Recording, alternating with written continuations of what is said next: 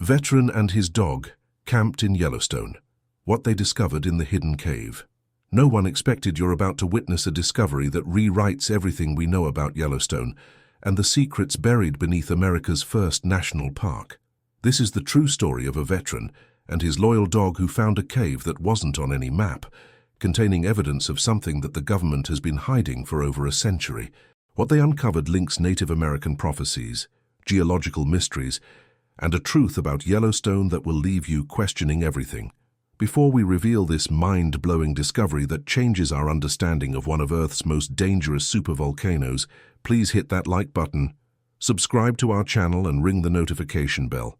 Trust me, you need to hear what's really sleeping beneath Yellowstone's surface.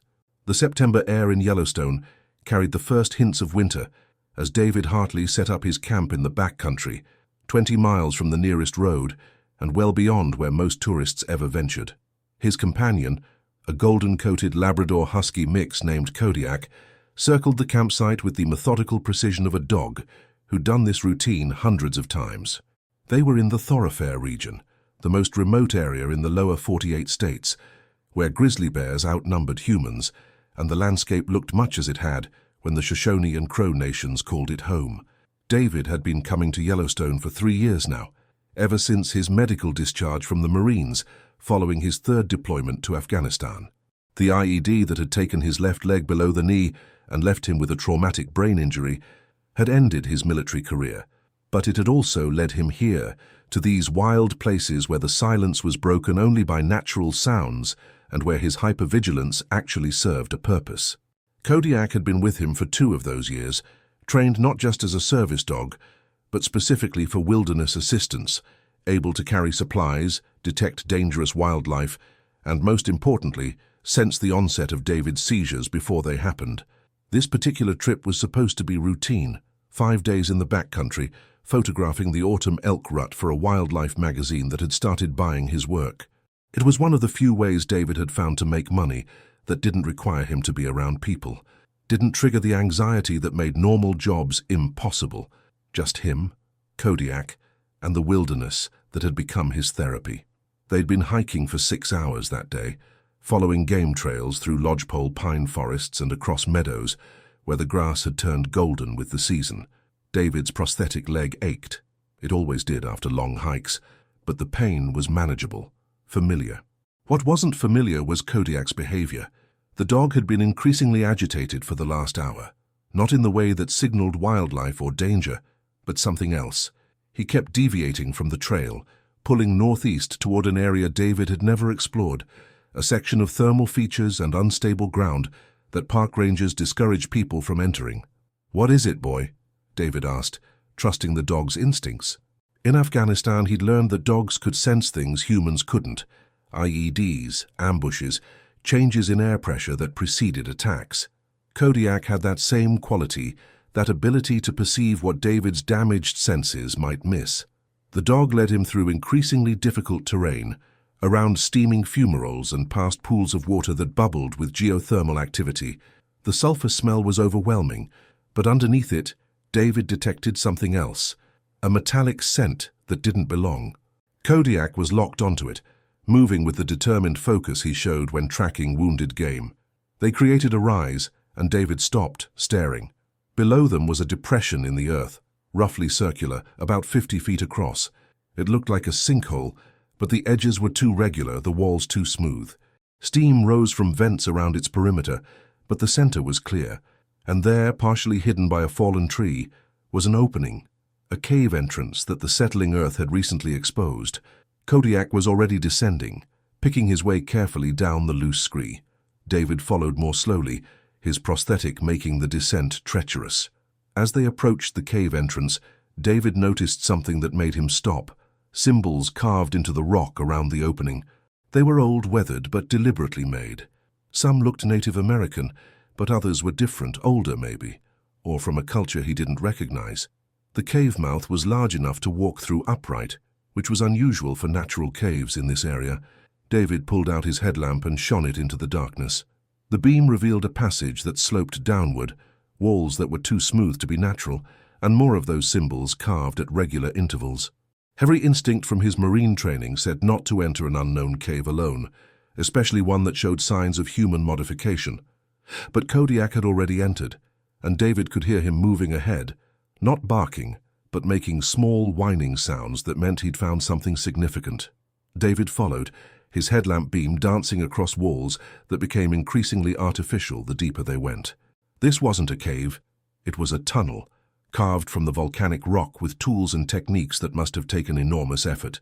The temperature rose as they descended, the geothermal heat making the air thick and hard to breathe.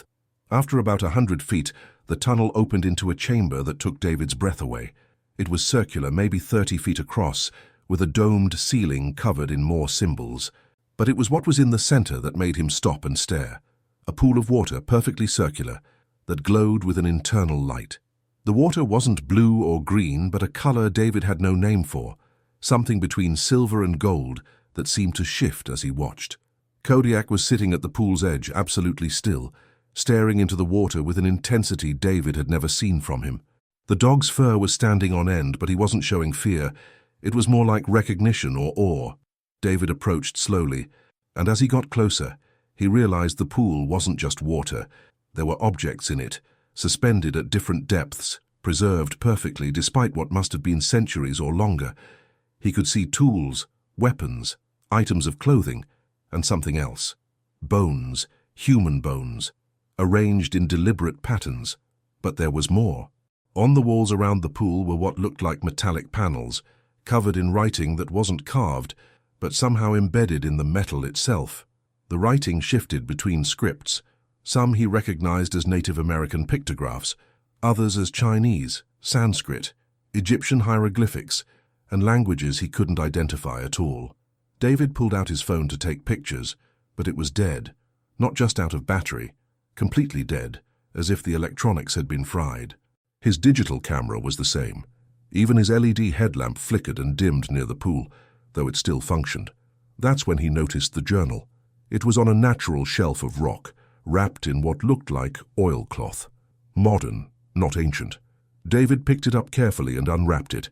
Inside was a leather journal, and on the first page, written in English, was a date, June 15th, 1872. The signature below it made David's heart skip. Ferdinand Hayden, the geologist who'd led the expedition that had convinced Congress to make Yellowstone the first national park. The journal entries told an incredible story. Hayden had found this cave, had discovered the pool and the artifacts. But more than that, he'd discovered what the pool was, a natural phenomenon that he called a temporal accumulator, a place where the unique geology of Yellowstone created conditions that preserved not just objects, but information, memories, perhaps even consciousness itself. The indigenous peoples knew, Hayden had written. They've been coming here for thousands of years, adding their knowledge to the pool, preserving their history in a way that stone and hide never could. But it's older than even they know. The first artifacts, the deepest ones, aren't human at all. David kept reading, his hands shaking. Hayden described attempting to study the pool, to understand its properties. He'd discovered that the water wasn't water, but a suspension of minerals and microscopic organisms unique to this spot, created by the specific combination of heat, pressure, and mineral content found only here. It preserved everything it touched at a molecular level, but more than that, it seemed to record information from those objects at a quantum level. I touched the water, one entry read, and I saw things, memories that weren't mine. A Shoshone shaman performing a ritual, a Chinese explorer from centuries before Columbus, and older things, things that walked this earth before humans, that knew the yellow stone would one day wake and reshape the world. The journal entries became increasingly frantic. Hayden wrote about visions of Yellowstone's future, of the supervolcano erupting, of attempts to prevent or control it. He wrote about other visitors to the cave, secret societies that had known about it for centuries, government expeditions that had tried to study it and failed. The last entry was different, calmer. I understand now. This place isn't meant to be studied or exploited. It's a library, a record of Earth's history and perhaps its future. I've added my own knowledge to it as others have before me, but it must remain secret. The world isn't ready. Perhaps it never will be. I've reported to Washington that this area is geologically unstable, unsuitable for development, They'll keep people away. The secret will keep itself. David looked up from the journal to find Kodiak had moved. The dog was now lying down, his nose almost touching the pool's surface. And in the water, David could see new images forming, not ancient memories, but recent ones. He saw himself in Afghanistan, the IED explosion, his long recovery. He saw Kodiak as a puppy, being trained, and he saw other things, things that hadn't happened yet. Or had they? The images were confusing, overlapping, showing possibilities rather than certainties. A sound from the tunnel made both David and Kodiak alert instantly. Footsteps, multiple sets, trying to be quiet. David's combat instincts kicked in. He grabbed the journal, looked for another exit, but there was only the tunnel they'd come through. 3 figures appeared in the chamber entrance, wearing tactical gear and carrying weapons that looked military, but bore no insignia. They stopped when they saw David and Kodiak, apparently as surprised as David was. "Shit," one of them said. "We've got a civilian."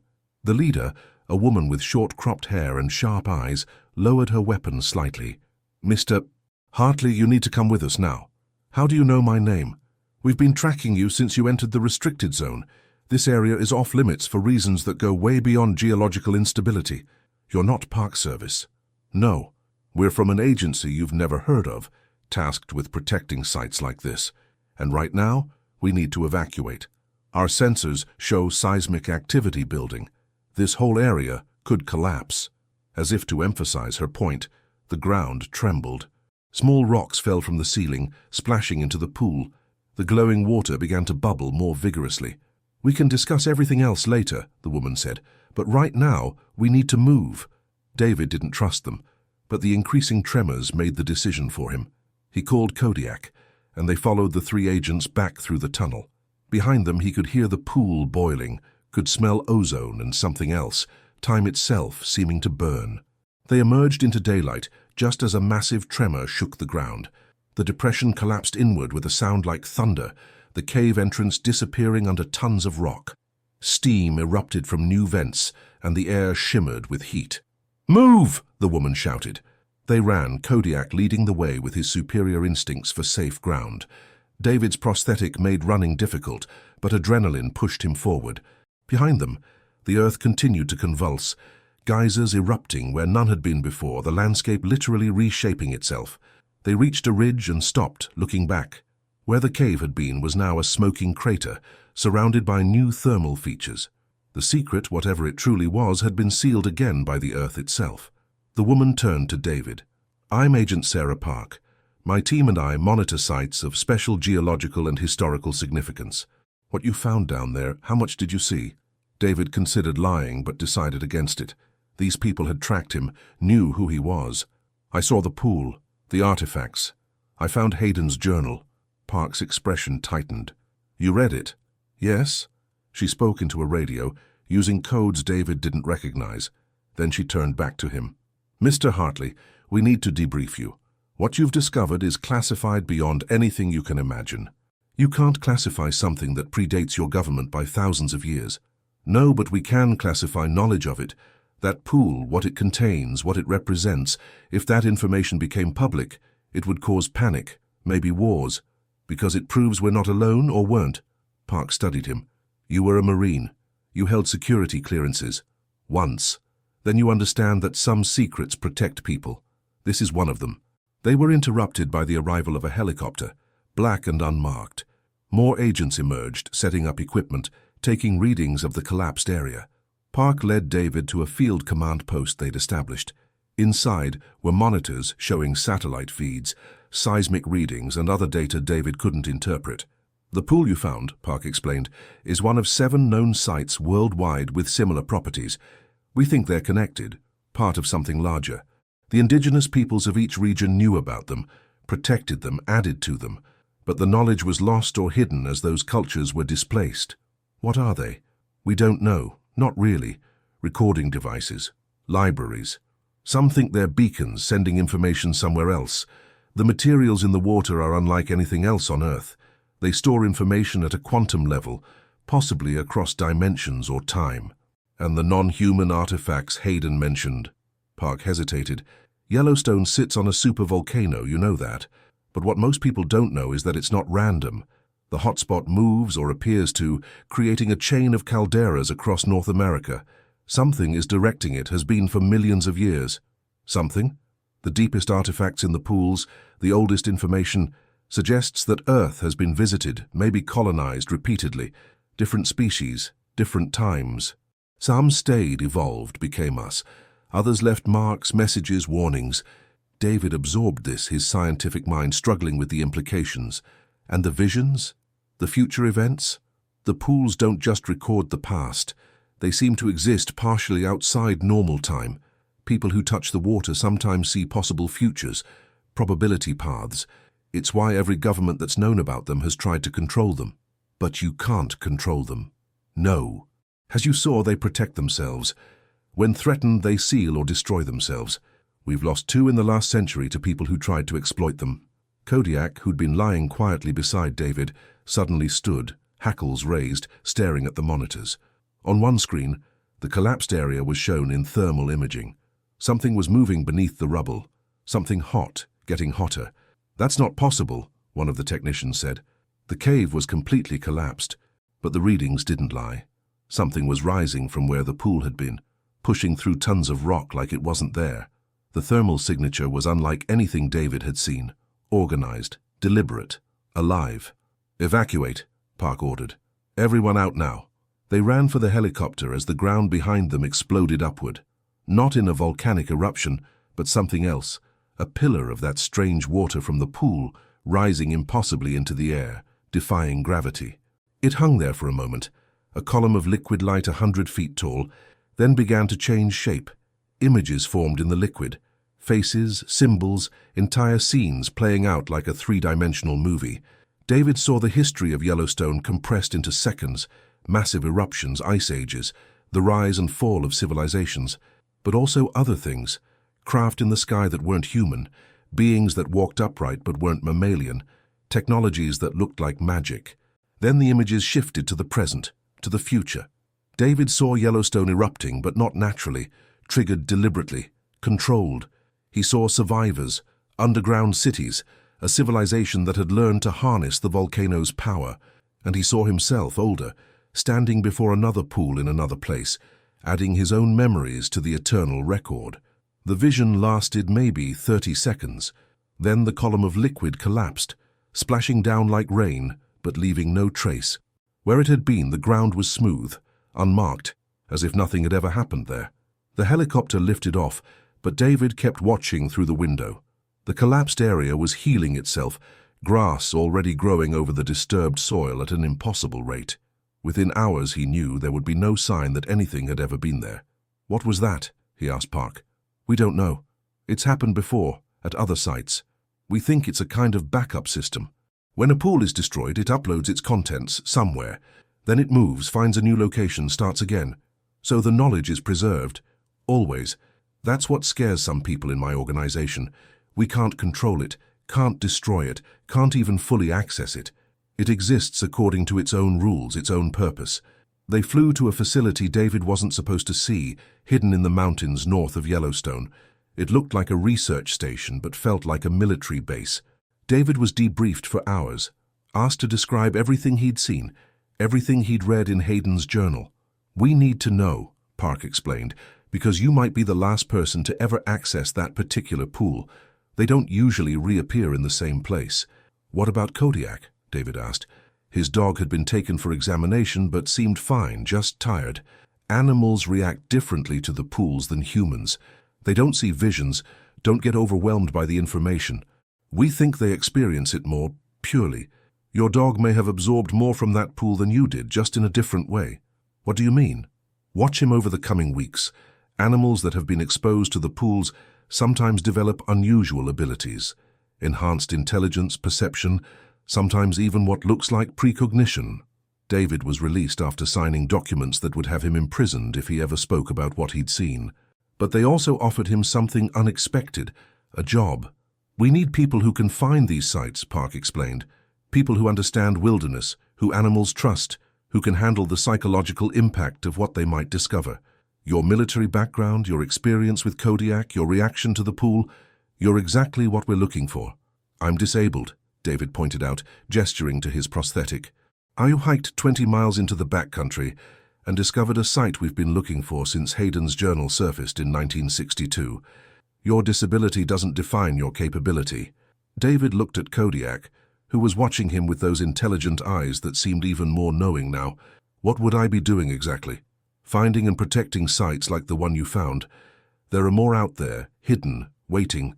Some are pools like yours. Others are different. Structures, artifacts, things we don't have names for. Indigenous peoples worldwide have stories about them, but the locations were kept secret, passed down through oral traditions that were broken by colonization and cultural disruption. And if I find them, we document, protect, and try to understand. We don't exploit. We learned that lesson the hard way. These sites are not resources to be mined, but libraries to be preserved, messages to be eventually understood." David agreed, partly for the purpose it would give him, partly because he couldn't forget what he'd seen in the pool. Those visions of the future, of choices yet to be made, of the role he might play in something larger than himself. Over the following months, David and Kodiak became part of something he'd never expected, a secret community of searchers, protectors, scholars of the impossible. They traveled across North America, following indigenous stories, geological anomalies, and Kodiak's increasingly powerful intuition. The dog had indeed changed. He could sense the sights from miles away now, would lead David through terrain that seemed random, but always ended at something significant. A cave in Alaska where the walls sang with harmonics that affected brainwaves, a lake in Minnesota where the water remembered everything that had ever touched it, a forest in Oregon where time moved differently, where a day inside was an hour outside. Each site added to David's understanding, though that understanding was fragmentary, like trying to assemble a puzzle with most pieces missing and no picture to guide him. The sites were connected, that was clear, but not just to each other, to something larger, older, that transcended human comprehension. The visions from the Yellowstone pool haunted him, especially the ones of the future. He'd seen himself as an old man, still searching, still finding sites. He'd seen Kodiak's descendants, a line of dogs that carried something from the pools in their genetics, becoming partners to humans in a way that went beyond service or companionship. And he'd seen the eruption, always the eruption, but controlled, directed, used to transform rather than destroy. One night, camping in the Rockies near where they were investigating reports of caves that hummed, David asked Park about it during a satellite phone check-in. "The Yellowstone eruption," he said. "In the visions, it wasn't natural. Someone triggers it deliberately." There was a long pause. "We know. Multiple people who've touched the pools have seen the same thing. It's one of the consistent future visions. Who does it? Why? We don't know who. As for why, the visions suggest it's necessary, that without it something worse happens. But visions aren't prophecies, David, they're possibilities. The future isn't fixed. But someone, someday, will have to make that choice, to destroy in order to save. Maybe. Or maybe we'll find another way. That's why we keep searching, keep learning. The sites hold more than just history. They hold solutions, technologies, wisdom we haven't earned yet, but might need soon." Kodiak whined softly, drawing David's attention. The dog was facing east toward Yellowstone, hundreds of miles away. But David knew he was sensing something, some change or stirring in the vast network of connections between the sites. 3 years after finding the cave, David stood before another pool, this one in the Himalayas, hidden in a monastery that had been built around it centuries ago. The monks called it the Mirror of Time, and they'd been its guardians for 50 generations. Kodiak, grey now around his muzzle but still strong, sat beside the pool with the same intensity he'd shown at Yellowstone. David had learned to read the dog's reactions to the sights. This one was different, more active, more aware. "It knows you," the head monk said through a translator. "The water remembers you from the other place. You are recorded now, part of the memory." David understood. He'd been changed by that first encounter, marked in some way that the sites recognized. He was part of their network now, a living extension of whatever purpose they served. "What are they for?" David asked the monk. "All these sites, these pools, these preserved memories?" The monk smiled. "They are seeds. When this world ends, by fire, by ice, by our own foolishness, they will remain. And from them, the next world will learn. We are not the first to walk this earth, and we will not be the last. The pools ensure that knowledge survives the turnings of the wheel. David thought about this as he and Kodiak made their way back down the mountain. Seeds, archives, messages in bottles thrown into the ocean of time. It was both comforting and terrifying. The idea that humanity was just one chapter in a much longer story, that their triumphs and failures were being recorded for species that didn't exist yet. His satellite phone buzzed. Park, with urgent news. David, we need you back at Yellowstone. Seismic activity is increasing. The models suggest it might be starting. The eruption? Maybe, or maybe something else, but your site where you found the pool, it's active again. Something's happening there. David looked at Kodiak, who was already facing west, toward home, toward Yellowstone, toward whatever destiny the visions had foretold. The flight back to the States was tense. Park briefed him en route. The seismic activity wasn't following normal patterns. It was too organized, too deliberate, as if something beneath Yellowstone was awakening with purpose rather than geological randomness. The other sites are responding too, she said, showing him data from around the world. Every pool, every artifact site, they're all becoming active simultaneously. We've never seen anything like this. They landed at the secret facility north of Yellowstone to find it in full crisis mode. Scientists, military personnel, and people David recognized as other searchers like himself were all gathered, watching banks of monitors that showed impossible readings. It's not magma movement, a geologist was saying. It's something else. Something in the old chambers, the ones that predate the current caldera. David found his old campsite, or where it had been. The area had changed dramatically. Where the cave had collapsed was now a perfectly circular lake, maybe 300 feet across, filled with the same strange water he'd seen in the pool. But this wasn't still water. It was moving, swirling, forming patterns that hurt to look at directly. Kodiak approached the edge carefully, then did something he'd never done before at any site.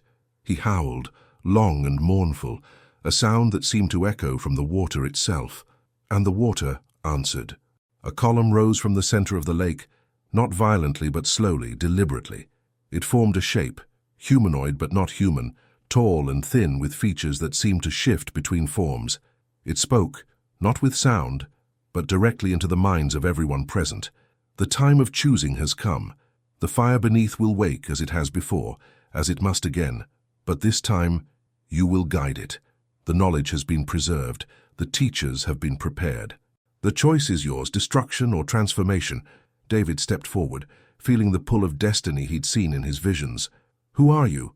We are the record keepers, the ones who came before, the ones who will come after. We are what you will become, if you choose wisely. The pools you found are our gift and our test. Use them to survive what comes, or ignore them and perish. The volcano is not your enemy. It is a tool, a forge for remaking the world. But only if you're ready to wield it. And if we're not ready? Then you join the others in the pools, another layer of history for the next species to discover. The figure collapsed back into the lake, but the message remained, burned into everyone's mind. Yellowstone would erupt. Not tomorrow, maybe not for years, but soon on a geological scale. And when it did, humanity would have a choice. Let it happen naturally and face near extinction, or use the knowledge from the pools to control it, direct it, survive it. David looked at the assembled crowd, scientists, soldiers, mystics, people from every background united by their exposure to the sites. They were humanity's unlikely hope, the ones who'd been changed by contact with the pools, who understood that the Earth held secrets that transcended normal understanding. We need to learn, Park said. Everything the pools have preserved, every piece of knowledge, every technology, we need to be ready. David nodded, his hand on Kodiak's head. The dog was calm now, accepting. He'd known, somehow, that this was where they were heading from that first day in the cave. The work began immediately. Teams were dispatched to every known site, not to exploit, but to learn. Indigenous elders were consulted, their oral histories suddenly precious beyond measure. The pools were documented, their contents catalogued as much as possible without disturbing them. David and Kodiak continued their searches, but with new urgency. Every site they found added pieces to the puzzle. A cave in Australia held plans for underground cities that could withstand any catastrophe. A frozen lake in Antarctica preserved biological samples of species that had survived previous extinctions. A temple in Cambodia contained mathematical formulas that described how to harness geothermal energy on a planetary scale. Slowly, a picture emerged. Earth had been through this before, many times. Civilizations had risen and fallen, each leaving their knowledge in the pools for the next to discover. Some had failed the test, destroyed themselves. Others had transcended, become something more, moved beyond the physical world entirely. Humanity was just the latest in this cycle, facing the same test: evolve or die. 5 years after the entity's appearance, the signs were undeniable. Yellowstone was awakening. Not just the volcano, but something deeper, older. The pools around the world were becoming more active, their visions more urgent. David, now greying like Kodiak, stood before a gathering of what they'd come to call the pool keepers, those who'd been changed by contact with the sites. There were hundreds now, from every nation, every background. "The time is approaching," he said. "Not today, maybe not this year, but soon. We need to be ready, not to prevent the eruption, but to survive it, to use it. The pools have shown us how. Underground cities powered by the volcano itself, biological adaptations that will let us live in the changed world, technologies that will let us leave Earth if necessary. But most importantly," he continued, "we need to prepare humanity psychologically. The world is going to change fundamentally and forever. The old ways will die. What emerges will be different, better if we're wise, but definitely different." Kodiak, ancient now but still alert, barked once in agreement. He'd been to dozens of pools, absorbed more of their knowledge than any human could. Sometimes David thought the dog understood better than any of them what was coming. The preparation continued. Secret underground facilities were constructed near Yellowstone and other volcanic sites worldwide. The knowledge from the pools was slowly, carefully released to the public. New energy technologies, medical advances, materials that seemed impossible but worked. But the full truth remained hidden. Humanity wasn't ready to know about the pools, the cycles, the test they faced. Maybe they never would be, but a small group knew, prepared, and waited. David spent his last years establishing a program to train the next generation of pool keepers. Young people, often military veterans like himself, paired with specially bred dogs, Kodiak's descendants and others that showed the same sensitivity to the sites. He wrote everything down, his experiences, the visions, the knowledge gained, not in a journal like Hayden's, but encoded in the pools themselves, his memories added to the eternal record. On his last visit to Yellowstone, David brought Kodiak's grandson, a young dog named Echo, who'd already found 3 new sites. The lake where the cave had been was larger now, its waters more active. David could feel the volcano stirring beneath, not with malice but with purpose. "It's not an ending," he told Echo, who watched him with eyes that held Kodiak's intelligence. "It's a transformation. The fire will come, will remake the world, but we'll survive it, use it, become something new. The pools have shown us how." He touched the water one last time, adding his final memories to the record. The visions that came were no longer of destruction, but of creation. Cities that floated on the oceans, powered by the Earth's heat. Humans who'd learned to live in harmony with the planet's cycles rather than fighting them. Children who could touch the pools without fear, understanding them intuitively. And at the center of it all, Yellowstone. Not as a destroyer, but as a heart, pumping life and energy into a transformed world. David died peacefully a year later, knowing the work would continue. Echo and his handler, a young Marine named Sarah, who'd lost her arm in Syria, took up the search. The pools were still out there, still hidden, still waiting to be found. The volcano slept on, but lighter now, its deep fires preparing not for random catastrophe, but for guided transformation. The test continued as it always had, as it always would. And in pools of impossible water around the world, the memories waited, of civilizations risen and fallen, of species evolved and transcended, of choices made and unmade. They waited for humanity to be ready, to be worthy, to understand that destruction and creation were 2 faces of the same truth. The secret of Yellowstone wasn't that it would destroy the world. It was that it would remake it, had remade it before, would remake it again. The only question was whether humanity would be the sculptor or the clay. In a cave that no longer existed, in water that defied physics, the answer was already written. Multiple answers, actually. Every possible future spreading out like branches of an infinite tree. David had seen them all, had chosen his path, had added it to the record. Now it was up to others to choose theirs. Echo stood at the edge of the lake, watching the strange water swirl in patterns that suggested meaning just beyond comprehension. His handler, Sarah, placed her remaining hand on his head. "What do you sense, boy?" The dog tilted his head, listening to something only he could hear. Then he turned west, toward the Pacific, toward the ocean. There were more pools out there, more knowledge to find, more pieces of the puzzle to assemble. The work continued. The test continued.